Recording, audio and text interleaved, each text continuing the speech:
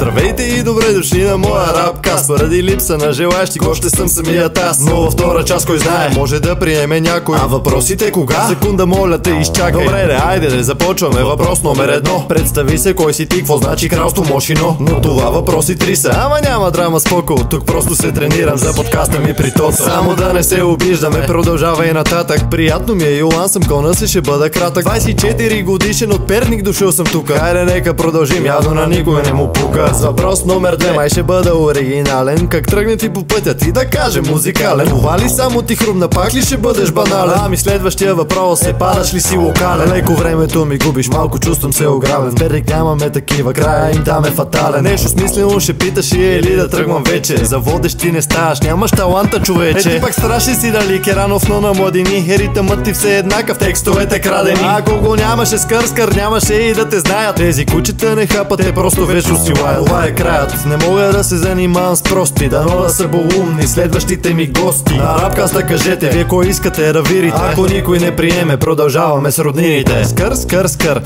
И да не забравим, по-хубаво е да ударите камбаната, отколкото да я ритнете. И все пак последвайте ме, гоним 50 000. Айде Мошино генг, скър.